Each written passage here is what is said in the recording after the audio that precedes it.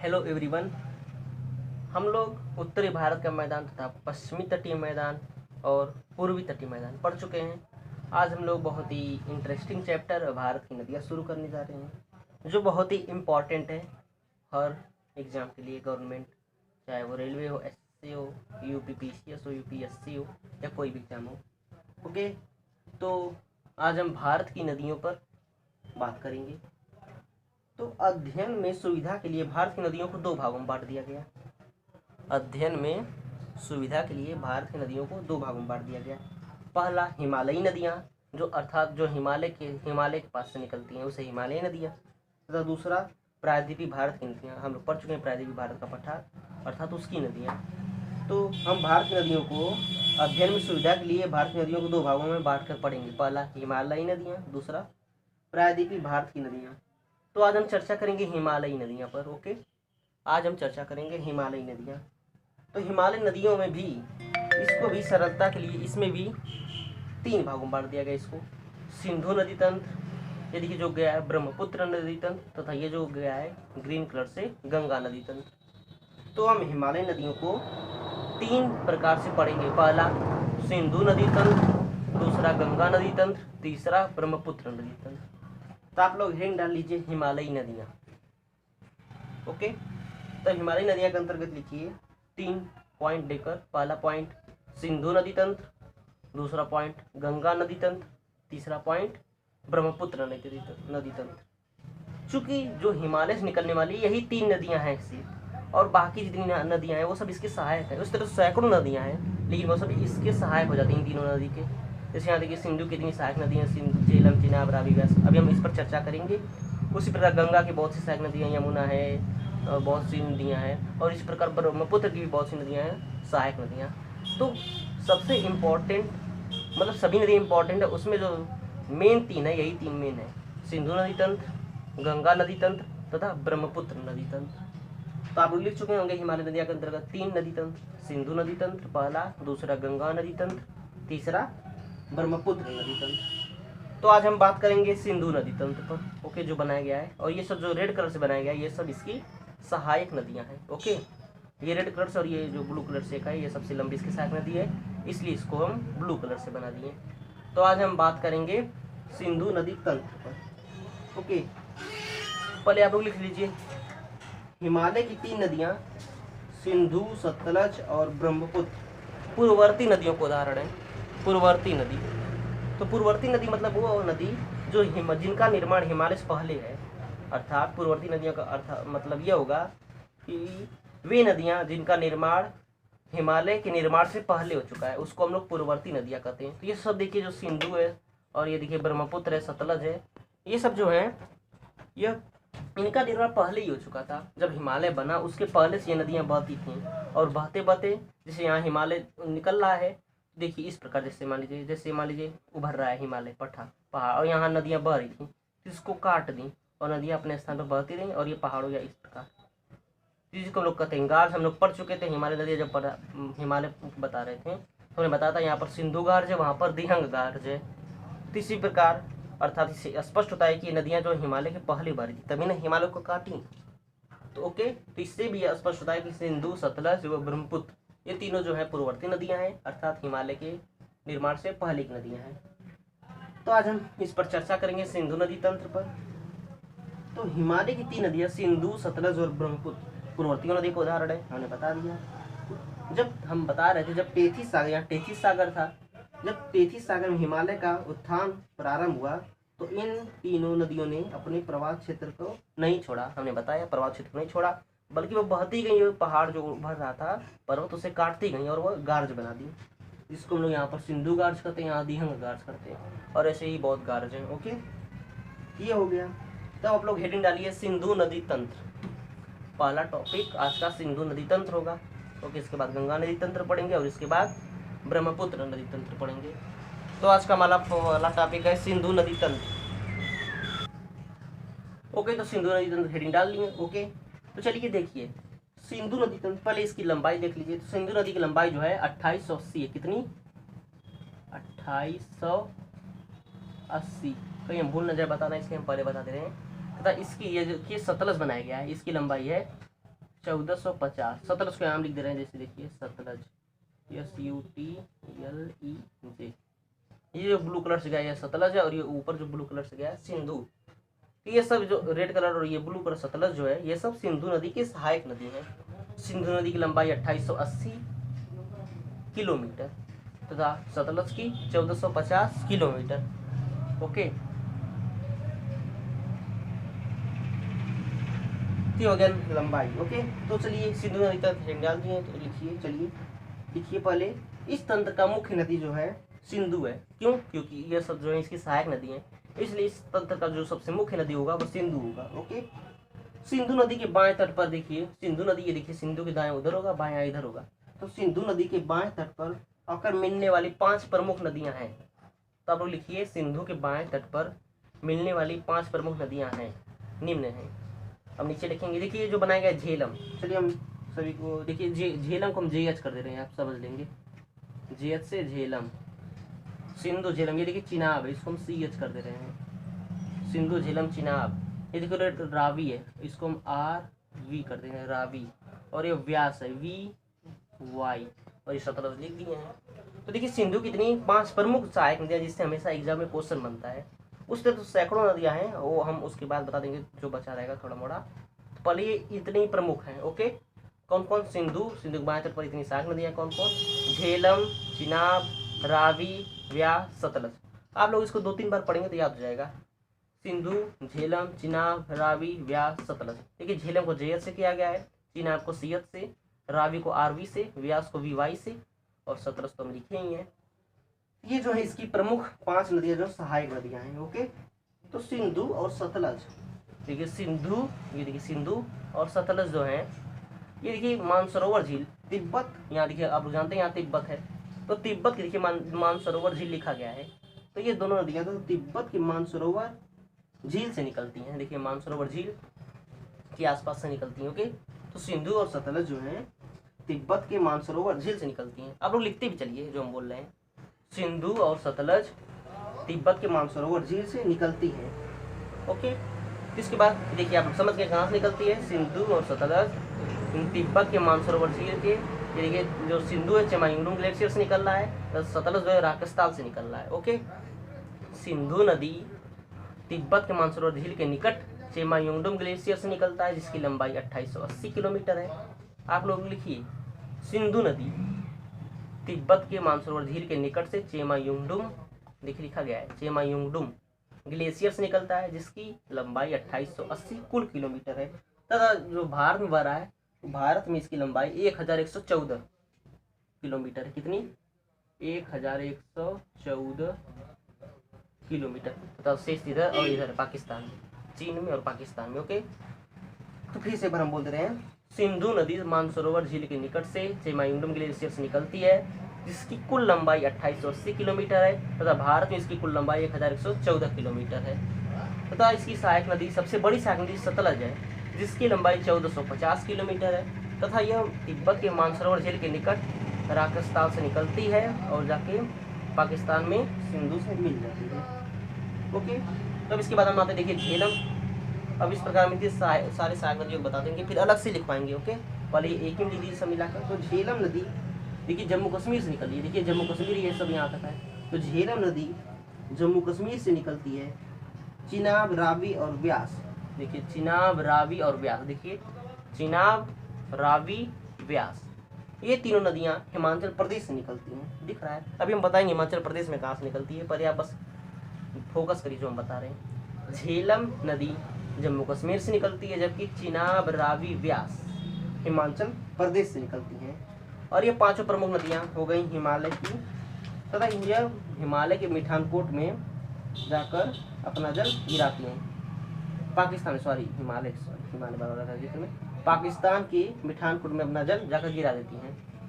सिंधु नदी का क्षेत्रफल कुल 11,6500 वर्ग किलोमीटर। सिंधु का क्षेत्रफल जो है 1,16,500 स्क्वायर किलोमीटर है एरिया। किसका? सिंधु का। ये पेपर नहीं पूछेंगे, हम बता दिए वैसे। तो सिंधु नदी का क्षेत्रफल इतना है। ओके, भारत में इसका क्षेत्रफल भारत में जो इसका क्षेत्रफल है वो 321 to 89 स्क्वायर किलोमीटर है। ओके, जिसमें से भारत में इसका क्षेत्रफल इतना है। तो ये हो गया क्षेत्रफल के बारे में। और इसके बाद इसकी कुल लंबाई हमने बता दिया 2880 किलोमीटर है। भारत में इसकी लंबाई कुल 1114 किलोमीटर है। भारत में हिमालय की सबसे पश्चिमी नदी सिंधु है। देखिए हिमालय की सबसे पश्चिमी नदी, देखिए इधर हम देखेंगे, सबसे पश्चिमी नदी देखिए सिंधु है। फिर इसी प्रकार झीलम, चिनाब, रावी, व्यास, फिर सतलज। ओके, सबसे पश्चिम में सिंधु, फिर झीलम, चिनाब, रावी, व्यास, सतलज। आप लोग 2-3 बार पढ़ेंगे, ये सब पांचों प्रमुख नदियां याद हो जाएंगी। ओके, तो ये हो गया सबसे पश्चिम में। इसका उद्गम हमने बताया तिब्बत के कैलाश, देखिए अब इसका उद्गम हम बता रहे हैं। इसका उद्गम तिब्बत के कैलाश पर्वत श्रेणी में बोखरचू एक जगह है, बोखरचू के निकट एक हिमनद से होता है जिसका नाम है चेमायुलम ग्लेशियर। ओके, हिमनद अर्थात ग्लेशियर, कोई इंग्लिश में ग्लेशियर, हिंदी में हिमनद। तो चेमायुलम ग्लेशियर से निकलता है तथा और यह यहाँ पर देखिए, यहाँ पर एक गिलगिट है। ओके, गिलगिट के समीप, यहाँ पर जम्मू कश्मीर का एक जगह गिलगिट है, वहीं के समीप एक गार्ज, सिंधु गार्ज, यहाँ पर देखिए गार्ज बना देता है। क्यों? क्योंकि यहाँ हिमालय आप लोग जानते हैं वृहद हिमालय है और ये नदियाँ पूर्ववर्ती नदियाँ हैं, इसलिए केवल काट दिया और यहाँ पर गार्ज बना दी, जिसे हम लोग सिंधु गार्ज कहते हैं। बहकर फिर पाकिस्तान में जाकर वो मिठानकोट में अपना जल गिरा देती है सतलज से मिलकर। ओके, ये हो गया सिंधु नदी। अब आप लोग नेक्स्ट हेडिंग डालिए झेलम नदी। आप लोग समझ गए पूरा एकदम डिटेल में। अब आप लोग बारी बारी इसको लिखेंगे। सिंधु नदी आप लोग समझ गए, इसकी लंबाई कुल 2880 किलोमीटर है। भारत में इसकी लंबाई 1114 किलोमीटर है। यह कैलाश पर्वत के निकट से मायूलम ग्लेशियर अर्थात हिमनद से निकलती है और ये जगह पाकिस्तान में मिठानकोट पर अपना जल गिरा देती है। ये हो गया सिंधु का। अब इसके बाद देखिए नेक्स्ट इसके साग नदी झेलम। तो आप लोग हेडिंग डालिए झेलम नदी। ओके, झेलम नदी। चलिए हो गया। चलिए झेलम, अब लिखिए झेलम, देखिए कहाँ से निकला, जम्मू कश्मीर से। तो झेलम जम्मू कश्मीर के दक्षिण पूर्वी भाग, देखिए दक्षिण पूर्वी, ये देखिए दक्षिण पूर्वी। तो झेलम जम्मू कश्मीर के दक्षिण पूर्वी भाग में पीर पंजाल श्रेणी के गोरीपद में स्थित बेरीनाग झील से निकलता है। यहाँ पर एक बेरीनाग झील है। इस प्रकार देखिए, आप लोग जानते होंगे पीर पंजाल श्रेणी है, तो बेरीनाग झील से निकलती है कौन, झेलम। फिर से एक बार हम बोल दे रहे हैं, आप लोग लिख लीजिए झेलम जम्मू कश्मीर के दक्षिण पूर्वी भाग में पीर पंजाल श्रेणी के गोरीपद में स्थित बेरीनाग झील से निकलती है। पाकिस्तान में प्रवेश करने से पहले देखिए इसके बॉर्डर पे चलती है। देखिए पाकिस्तान में प्रवेश करने से पहले देखिए कुछ दूर जम्मू कश्मीर और पाकिस्तान के बॉर्डर पर चलती है। तो ये आप लोग लिखिए झेलम जम्मू कश्मीर के दक्षिण पूर्वी भाग में पीर पंजाल श्रेणी के गिरिपद में स्थित बेरीनाग झील से निकलती है। पाकिस्तान में प्रवेश करने से पहले यह नदी श्रीनगर व वूलर झील, यहाँ देखिए वूलर झील है और श्रीनगर, यहाँ श्रीनगर है और उसी के पास में वूलर झील है। तो श्रीनगर व वूलर झील से होते हुए महाखंड से गुजरती, देखिए महाखंड से गुजरती है। आगे यह भारत और पाकिस्तान की सीमा पर, देखिए आगे ये देखिए वूलर झील यहाँ पर है। ओके, आगे देखिए इसकी सीमा पर चलती है, भारत और पाकिस्तान की सीमा पर बहती है और उसके पश्चात पाकिस्तान में जाकर चिनाब नदी, देखिए चिनाब नदी आया है, चिनाब नदी से जाकर मिल जाती है कौन, झेलम नदी। ये हो गया झेलम नदी का फैक्ट। ओके, आप लोग समझ गए। फिर से एक बार देख लीजिए, झेलम नदी जम्मू कश्मीर के दक्षिण पूर्वी, आप लोग लिखिए एक बार और, आप लोग मिला जी का लिखिए, झेलम नदी जम्मू कश्मीर के दक्षिण पूर्वी भाग में पीर पंजाल श्रेणी के गिरिपाद में स्थित बेरीनाग झील, यहाँ बेरीनाग झील से निकलते हुए वूलर झील के, श्रीनगर व वूलर झील के पास से होकर पाकिस्तान व भारत वही की सीमा पर चलते हुए कुछ दूर जाकर पाकिस्तान में मिलकर चिनाब से मिल जाती है पाकिस्तान में जाकर। ये हो गया झीलम। अब नेक्स्ट हेडिंग डालिए आप लोग चिनाब। क्या, चिनाब नदी। ओके, आप लोग नेक्स्ट हेडिंग डालेंगे चिनाब। हो गया चिनाब नदी हेडिंग। तो अब लिखिए इसमें चिनाब जो है, देखिए चिनाब सिंधु की सबसे बड़ी सहायक नदी है चिनाब। देखिए इन चारों में सबसे बड़ी नदी तो सतलज है ही, उसके बाद दूसरी सबसे बड़ी चिनाब है। चिनाब सिंधु की सबसे बड़ी सहायक नदी दूसरी है। यह चंद्रा और भागा के मिलने से बनती है। यहाँ पर चंद्रा और भागा हिमाचल प्रदेश में जो है उनके मिलने से बनती है। यह हिमाचल प्रदेश में केलांग के निकट तांडी नामक स्थल पर आपस में मिलती हैं। ओके, जो ये हमने बताया चंद्रा और भागा ये दोनों यहाँ पर मिलकर यहाँ मिल जाती हैं, जिसे हम लोग कहते हैं तांडी नामक स्थान पर आपस में मिलती हैं। इसलिए चंद्रभागा नदी भी कहते हैं। किसको? चिनाब को। क्यों? क्योंकि यह जो है चंद्रा और भागा से मिलने के बाद बनती है। कौन? चिनाब नदी। इसलिए हम इसको चंद्रभागा नदी भी कहते हैं। आप लोग एक बार फिर से रिवीजन कर लीजिए।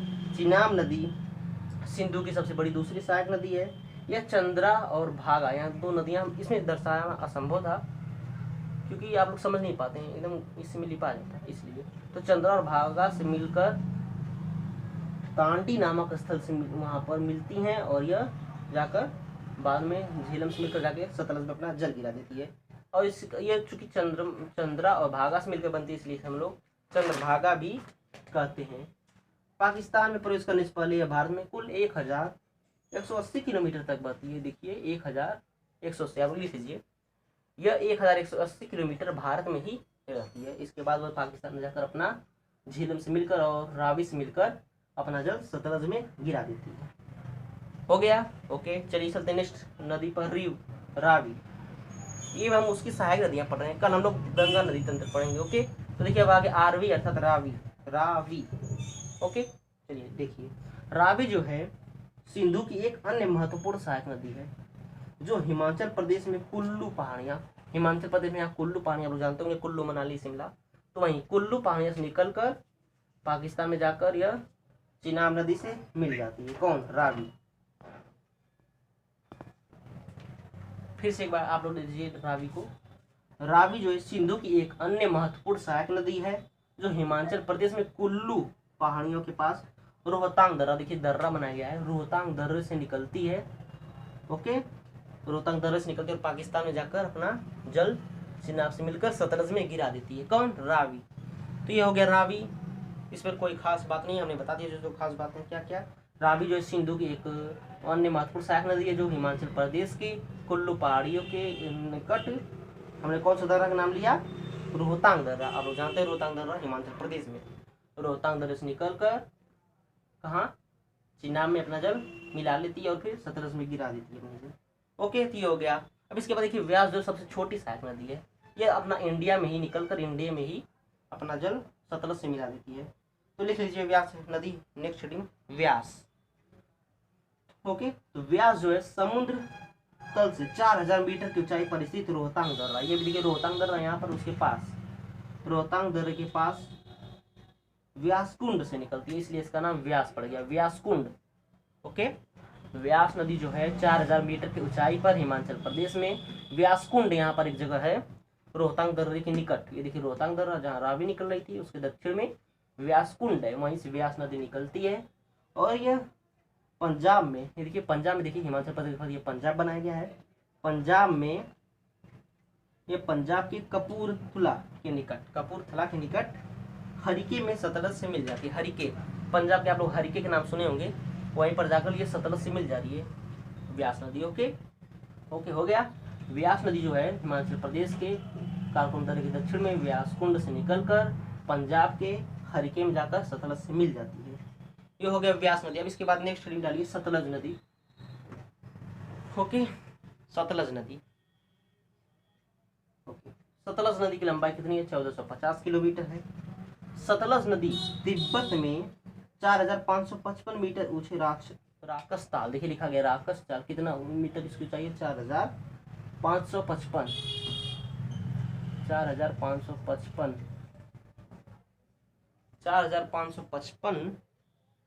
4555 मीटर ऊंचाई से निकलकर यह राकसताल से मानसरोवर के झील के निकट राकसताल से निकलती है। इसके बाद यह हिमाचल प्रदेश में प्रवेश करती है, उसके बाद पंजाब में, फिर यहाँ चिनाब नदी से मिलकर सिंधु से मिलकर अपना जल पाकिस्तान में और यहाँ अरब सागर उसमें जाकर अपना जल गिरा देती है। तो आप लोग लिख लीजिए सतलज नदी के बारे में। सतलज नदी तिब्बत में 4000, लिखिए सतलज नदी तिब्बत में 4555 मीटर की ऊंचे राकसताल अर्थात मानसरोवर के निकट, ब्रैकेट में लीजिए राजस्थान के ब्रैकेट में, मानसरोवर के निकट से निकलती है, तब भारत में प्रवेश करने से पहले 4000 मीटर तक सिंधु के समानांतर रहती है। देखिए एकदम सिंधु के समानांतर आ रही है 4000 मीटर तक। लिखिए आप लोग, सतलज नदी भारत में आने से पहले 4000 मीटर तक सिंधु की समानांतर रहती है। फिर यह सिपकिला, यहाँ हमने दर्रा बताया था, हिमाचल प्रदेश को जब दर्रा बता रहे थे, यह सिपकिला से बहती हुई पंजाब में प्रवेश करती है। यहाँ देखिए सिपकिला दर्रा, यहाँ पंजाब में प्रवेश करती है, यहाँ सिपकिला दर्रा है। ओके, तो सतलज नदी सिपकिला से बहते हुए पंजाब में प्रवेश करती है। इसके बाद वो पाकिस्तान में चिनाब नदी से मिलकर, फिर सिंधु से मिलकर अपना जल अरब सागर में गिरा देती है। तो यह हो गया सतलज नदी। एक बार फिर से देख लीजिए, सतलज नदी तिब्बत में 4555 मीटर की ऊंचाई पर मानसरोवर के निकट राकेशताल से निकलकर 4000 मीटर तक समानांतर सिंधु चलती है। फिर भारत में प्रवेश करने के बाद सिपकिला दर्रे से पंजाब में आकर फिर पाकिस्तान में बहती है और जाकर यह चिनाब व सिंधु से मिलकर अपना जल अरब सागर में गिरा देती है। ओके, तो ये हो गया इसकी 500 प्रमुख नदियाँ। अब इसके बाद आप लोग लिख लीजिए इसकी अन्य प्रमुख सहायक नदी, इसमें वर्णन करना कठिन हो जाता है। ओके, लिख लीजिए सिंधु नदी की अन्य प्रमुख सहायक नदी, सिंधु नदी की अन्य प्रमुख सहायक नदी हो गया। तो लिखिए, चलिए